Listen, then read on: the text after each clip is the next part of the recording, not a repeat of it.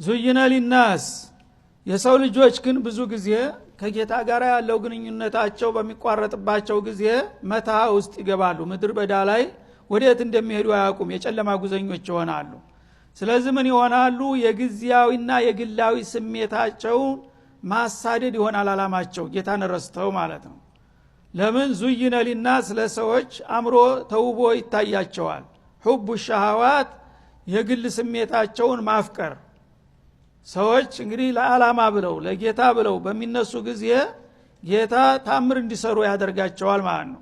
ከጌታ በሚለያዩ ጊዜ ግን ያው ወደ ሰይጣን ካምፕ ይገባሉ። ምን ይሆናል ዓላማቸው?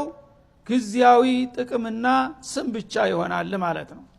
ወይ አቸንፎ ስልጣን መያዝ፣ ህዝብን መጨፍጨፍ፣ መርገጥ፣ ለራሱ መበልጸግ፣ ማደግ እና ሴት ከሴት ማማራት፣ ሁሉን ነገር እንግዲህ የግዚያዊ ጥቅምና ብልጭልጭ ለማካበት ሲሉ ለዛ ገንበስ ቀና የሚሉት ብዙዎቹ ናቸው ይላል። ለምን ዙይነ ሊናስ ለሰዎች የተዋበና ያማረ የሸበረቀ ሆኖ ታይቷቸዋል። ሁቡ ሸሃዋት የግል ስሜታቸውን መውደድና ማፍቀር፣ ስሜቱን ማስተናገድ ማለት ነው። ማንም እንግዲህ ታጋይ በአለም ላይ አሁን ታገልክ የሚለው ሁሉ አብዛኛው ከዚህ ውጭ አይደለም ማለት ነው። ወይ ለስልጣን ነው፣ ወይ ለሀብት ነው፣ ወይ ለዝና ነው፣ ወይ ለጉራ ነው። ከዚህ ውጭ ምንም ዓላማ የለውም። እና እነዛ ሸሃዋቶች ምንድነው? ሚነን ኒሳ ሴቶች፣ ውብ የሆኑ ሴቶችን ለማግኘትና ለመደሰት። ለዚህ ነው የሰው ልጅ ክቡር የሆነው ፍጡር ለአንድ ሰሞን ደስታ ራሱን መሸጥ አለበት ይላል። ሴት እንግዲህ 10 ዓመት 15 ዓመት ታልክ በኋላ ትጎሰቁላለች፣ ታረጃለች፣ ትጨራመታለች። ለዚህ ብለህ አንተ እንደ አኺራህን ትሸጣለህ ይላል አላህ Subhanahu Wa Ta'ala።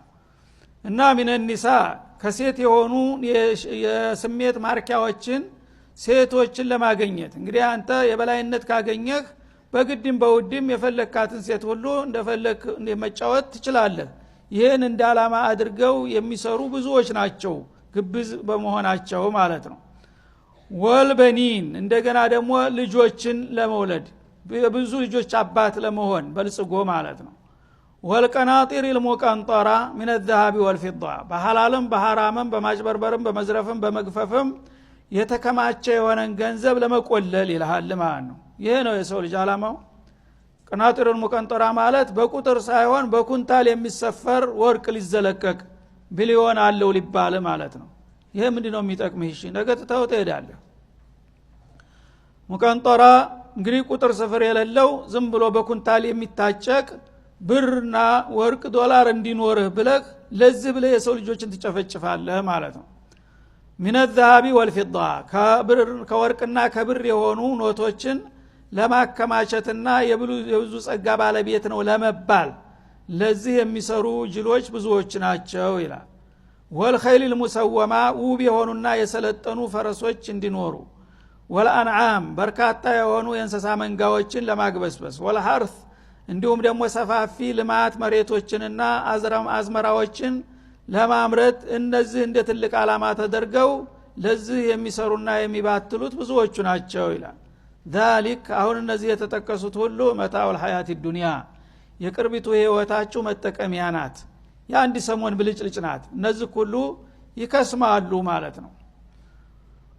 والله عنده حسن المآب አላህ ግን ለወዳጆቹ እሱ ዘንዳ ያማረና የተዋበ የሆነ መመለሻ አዘጋጅቶላቸዋል።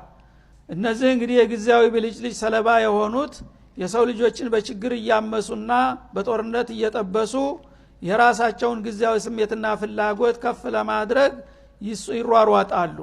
ቢያውቁ ኑሮ ግን አላህ ባዘዛቸው መንገድ ሄደው የዘላለም ጽድቅ ጀነተ ነዒምን መውረስ ነበር ያለባቸው። አላወቁም ምስኪኖች።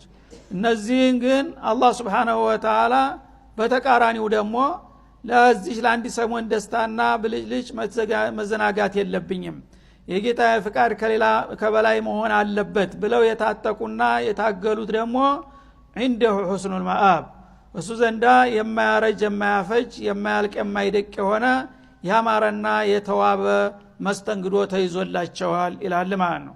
ከየትኛው ጎራ ነህ አንተ ነው ጥያቄው ማለት ነው።